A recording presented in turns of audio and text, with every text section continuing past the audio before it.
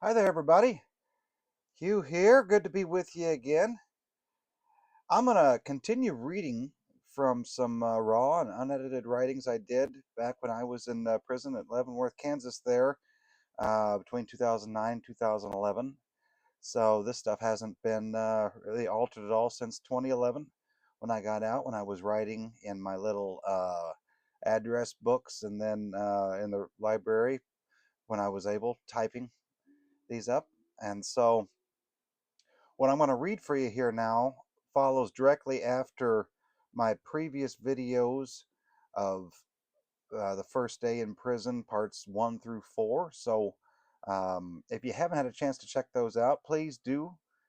And this is going to be following right after that. This is right after we had our kind of on our own, our first meal in the chow hall, and just going into it after some kind of orientation type stuff and all. And so if you do enjoy these stories, please consider subscribing. It would really help me out a lot. It's free to do so, and I want to keep bringing you interesting stuff, these kind of writings, as well as music and other commentaries that hopefully you find interesting. So I really appreciate it. So this is basically the first evening in the prison camp. At 9 p.m., all of us newcomers filed into the small prison chapel, and the half dozen who regularly attended the prayer circle welcomed us. They offered prayer for friends who escaped other houses of confinement and family members headed to arraignments and other court appearances. They also prayed for us, the recent arrivals. We stood in a circle, hand in hand, with nervous smiles as we shuffled our feet to make more room, and prayed out loud.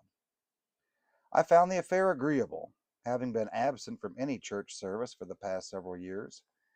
Gods and Holy Ghosts made sense in that setting, as we were the needy and the church was there in its capacity for charity.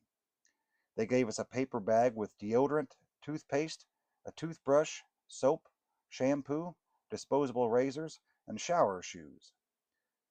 God bless you all. An older fellow smiled as he pushed his glasses up the bridge of his nose. I'm Noah. Nice to meet you, Noah, Nick said as he shook Noah's hand. We really appreciate you fellas doing this. We all followed Nick's lead, throwing thank yous and handshakes around the room. I noticed they stuck most of you guys in my unit upstairs.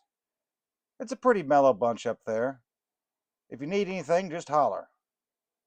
Noah's sturdy mustache was mostly black, and he wore horn-rimmed glasses like Buddy Holly.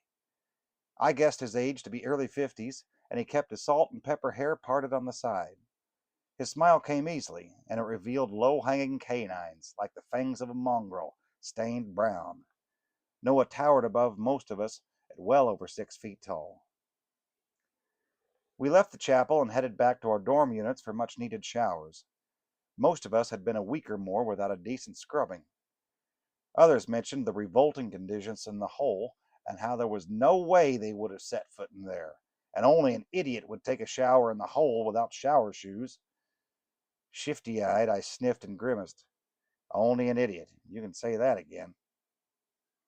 The cramped shower stalls didn't provide quite as much elbow room as a phone booth, but the water pressure was strong. It scraped off that grimy outer layer just fine. There were curtains on the stalls, and they were designed for only one convict at a time, perhaps to the dismay of our civilian enemies, hoping for ugly justices to befall us. Dropping the soap was only hard on the soap, and there was no danger in bending over to pick it up. At 9:45, the guards counted us again, then turned out the lights in the unit where we were confined until the morning. A few of the guys stayed up and jabbered at each other, but I was exhausted and laid in my bunk to stare at the ceiling for a while. I overheard bits of conversation as I passed in and out of consciousness. Noah said he was from Chicago, but spent a lot of time in Indiana, and had been locked up for almost 20 years in various prisons. Alan Cole was a banker and heavily involved with his church back home, remembered in prayer every Sunday.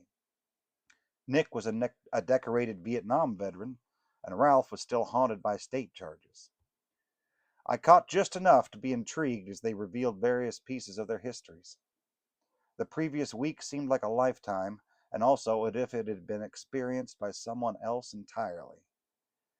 I was an outside observer, watching the weirdness from some safe haven, invincible and untouched by the surroundings. The real Benjamin Hughes was still out there somewhere in the free world, guzzling beers and hacking up tar, bullshitting his buddies in the bar about the mess he'd gotten himself into, but would soon see his way out. "It isn't like I'll go to prison or anything," he'd say. And why not? Because prison is some distant world built for amoral reprobates to suffer for their misdeeds. I wasn't bad. I just made bad choices. I won't go to prison because I just can't believe it would happen to me. The lies we tell ourselves under the pressures of severe stress are incredible. In the very close company of foreign beings, their terrible natures didn't terrify me. I didn't owe them money or apology, and they sought exactly 0 pounds of my flesh. Nobody knew anything about me or any secrets of my past unless I told them. Born again as though my old body was still lying in the parking lot of the Golden Wonder Indian Casino, crazed and raving, pounding its bloody fists on the asphalt. Was that also just a week ago? Thank you all. Hope you enjoyed that. Stick around for some more.